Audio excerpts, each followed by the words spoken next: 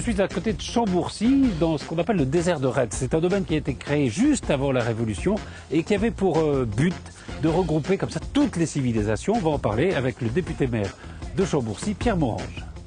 Pierre Morange, bonjour. Bonjour. Vous êtes le député maire de Chambourcy et nous sommes sur votre commune, ici, dans le territoire de votre commune, au désert de Retz. Alors on va parler tout à l'heure du désert de Retz, mais on est le 6 juin. Alors qu'est-ce qui se passe aujourd'hui? Eh bien en fait c'est une occasion de remercier toutes celles et ceux qui ont participé à cette première phase de rénovation du désert de Retz et notamment sur des éléments les plus emblématiques, en l'occurrence la colonne détruite où nous avons pu réhabiliter une grande partie de cette dernière, notamment au rez-de-chaussée et au deuxième niveau, ainsi que le rétablissement des huisseries à l'identique de celles qui existaient à la fin du 18e, ainsi que le temple de Pan, mais dont le chantier sera terminé pour la mi-juillet de cette année et la réfection du portail d'entrée. Donc on est dans un travail là, de continuité puisque grâce à vous, le domaine a réouvert au public environ en 2009. Et là, on continue quoi. Absolument, c'est le fruit d'un travail collectif. C'est pas simplement grâce à moi, merci de ce propos. Non, mais fondamentalement, c'est un travail d'équipe. Et aussi, c'est l'occasion de remercier notamment le ministre de l'époque, Frédéric Mitterrand, qui nous a permis d'obtenir à titre exceptionnel une subvention de 450 000 €, et le président du Conseil général des Yvelines, Alain Schmitt, qui est un amateur et un passionné de culture, et qui nous a attribué une subvention de quelques 420 000 € qu'il se propose d'ailleurs de reconduire. Et donc c'est donc dans le cadre de tout à la fois cette planification visant à faire renaître le désert de Retz de ses cendres et lui permettre ainsi de retrouver sa splendeur passée. Je dis grâce à vous.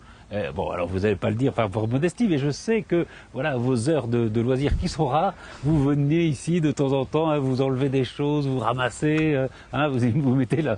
Enfin vraiment, c'est un travail physique que vous faites ici. C'est exact, parce que ça exprime en fait tout simplement le fait que le désert de Retz, c'est un lieu de passion. C'est tout à la fois une sorte d'invitation au voyage, un voyage intérieur. C'est une quête philosophique, on le sait bien, au travers du sens profond qu'il contient et qui a été à l'origine de sa création par M. François-Henri Racine de Monville. Et finalement, s'y investir même physiquement, ouais. C'est tout à la fois un apaisement dans ce monde fait de bruit et de fureur, et de comprendre que cet espace de paix, de sérénité, de liberté, dans un cadre, je crois, assez extraordinaire à une vingtaine de kilomètres de Paris, mais qui est tout à la fois un désert, c'est-à-dire un lieu désert, c'est un lieu où on se recueille un peu. Exactement, c'est un lieu, exactement, c'est un lieu qui est un peu à l'écart du monde et qui, justement, est propice à cette fameuse réflexion. Et s'y investir même physiquement me semble aussi tout à fait légitime, car c'est la participation que doit apporter chaque citoyen, car pour reprendre une phrase de Tocqueville, pour reprendre un peu l'esprit du siècle des Lumières, eh bien, la vertu publique est la résultante des vertus individuelles. Alors, vous avez prononcé un nom, on va faire un petit peu d'histoire quand même. François-Henri Racine de Monville, c'est lui qui a créé ce lieu, on est juste avant la Révolution. Exact. Il a commencé à acquérir des parcelles vers les années 1774 et les agrégents décident de réaliser une sorte de microcosme. Car son ambition est donc issue du siècle des Lumières, cet appétit furieuse, ce furieux appétit de connaissance et d'esprit d'universalité qui marque la fin de ce siècle, c'est le siècle des encyclopédistes, enfin bref.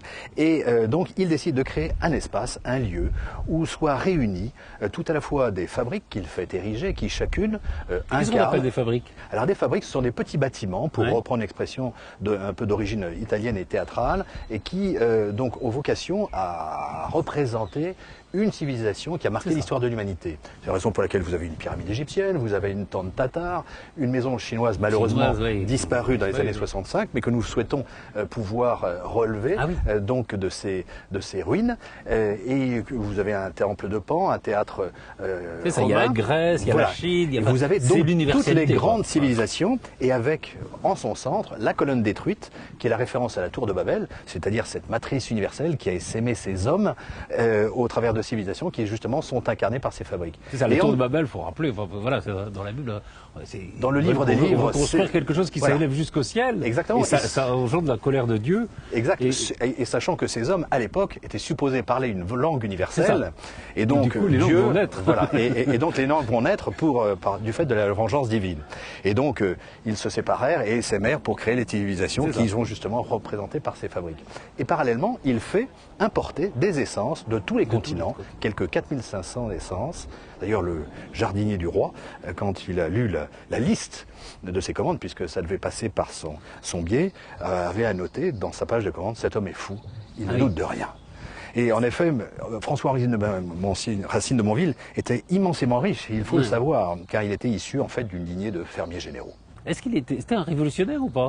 Non, c'était en fait un esthète, un aristocrate brillant dans toutes les disciplines, un amoureux de la vie, influencé aussi par l'esprit maçonnique, et qui finalement, dans le cadre de cet esprit de curiosité, donc qui reflète bien ce siècle des Lumières, cet appétit de connaissance, il se piquait de connaissances en physique, en astronomie, en chimie, il avait son laboratoire au dernier étage donc de la colonne détruite, et il était passionné de botanique, raison pour laquelle il avait créé aussi l'esprit de ce jardin anglo-chinois, qui d'ailleurs, dont le principe a essaimé dans toute l'Europe, à la fin du XVIIIe siècle. Mais c'est un de ceux qui restent les mieux en situation, si je puis dire. Hein. Exact. André Malraux, d'ailleurs, le rappelle à la tribune en 66, quand il crée sa fameuse loi, obligeant chaque détenteur d'un élément classé au patrimoine national, donc de lui conférer l'obligation d'entretenir cet élément classé au patrimoine national.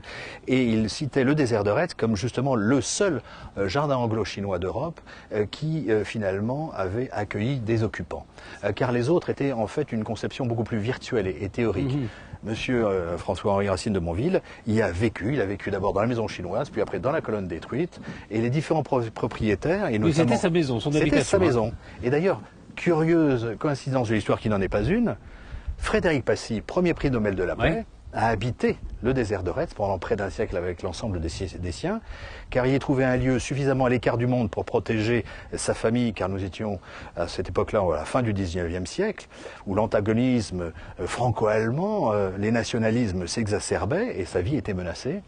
Et donc c'est la raison pour laquelle il a choisi ce lieu, et de surcroît parce qu'il incarnait finalement toutes ces théories politiques et économiques et philosophiques, puisqu'il prenait un pacifisme vigoureux adossé sur des principes d'échange, donc comme meilleur facteur tout à la fois de prospérité économique, mais aussi de paix entre les hommes. C'est une fabuleuse ouverture au monde, enfin, là, je veux dire, au XVIIIe siècle quand même. Enfin, voilà, et on parle de mondialisation aujourd'hui, mais là, c'est un essai d'organiser au fond tout ça. Complètement. Et c'est de dire qu'on peut se parler, qu'on peut se comprendre. Quoi. Exactement. Et d'ailleurs, c'est bien la leçon essentielle en fait de cette invitation au voyage, ce lieu de passion, ce lieu magique qu'est le désert de Retz, c'est finalement qu'il est d'une furieuse actualité et que l'histoire finalement nous répète en fait toujours le même scénario, malheureusement, avec un accélérateur technologique que l'on a bien en tête, mais qui finalement en ce lieu recèle tout à la fois un questionnement, mais aussi des réponses à ces défis auxquels nous sommes confrontés, tant sur le plan religieux, sur le plan culturel,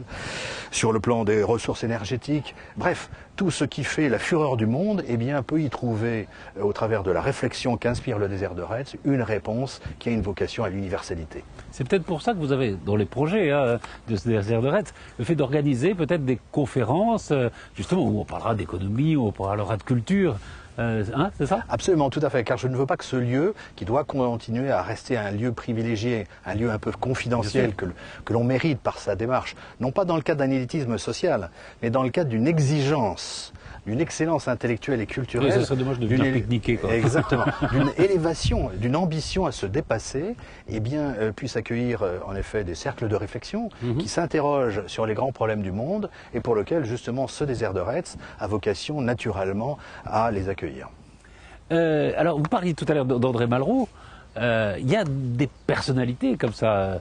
Vous parlez de Frédéric Mitterrand, mais je crois que François Mitterrand aussi était un passionné. Mais complètement. D'ailleurs, un jour, survolant le désert de Retz, il a décidé, tel un aigle, se posant sur ce désert, donc tout à la fois de le découvrir, car il en avait entendu parler surtout essentiellement de façon livresque, et notamment l'historien donc du désert de Retz, Julien Sandre, en avait fait la promotion donc auprès de lui et de ses amis, de son cercle de relations, de son cercle des plus proches, et c'est grâce à cela que il a décidé de rajouter le désert de Retz au programme présidentiel donc de réhabilitation donc des fabriques. Alors malheureusement, cet effort de l'État ne s'est pas poursuivi donc dans le temps. C'est d'ailleurs malheureusement un fait que l'on ne peut que constater dans bien d'autres domaines. La continuité de l'action publique, malheureusement, est un vaste sujet dans notre pays. Mais cela avait toutefois permis d'attirer le regard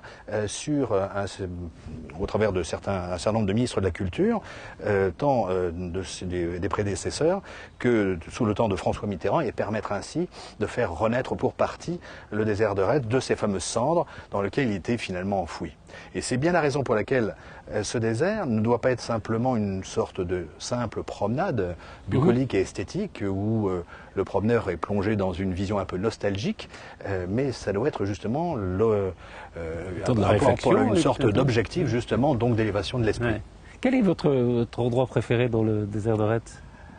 J'aime beaucoup cet endroit car il permet d'embrasser d'un seul regard, je dirais, un vallon qui est un peu magnifique, un peu barbizonien, si je puis dire, mais aussi à partir de la colonne détruite, quand l'horizon est un peu dégagé, vous pouvez finalement embrasser d'un seul regard circulaire, au deuxième niveau, les différentes fabriques qui incarnent ces différentes civilisations. Et vous avez l'impression, dans cette double démarche de quête intérieure et extérieure, d'être en fait dans cette invitation à la réflexion au service de l'homme.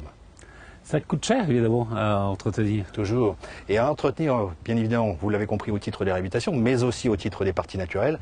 Et d'ailleurs, il est assez symbolique, j'ai souhaité, avec beaucoup d'insistance, que ça soit ainsi, c'est que les ZAD de Chambourcy, qui est un centre d'accueil de travailleurs handicapés, entretiennent ces espaces naturels, car je trouve que ce monde du handicap, qui est un monde ignoré et souvent caché, puisse lui aussi apporter sa propre lumière, afin d'éclairer un lieu qu'il y a forcément et très naturellement capacité à porter cette même lumière. Merci infiniment, Pierre Morange. Et bon, donc je vous souhaite quoi? Qu'est-ce qu'on peut souhaiter au désert de Retz? De continuer aussi, longue vie au désert de Retz. Au moins qu'il a vécu. Merci infiniment, Pierre Morange. Merci.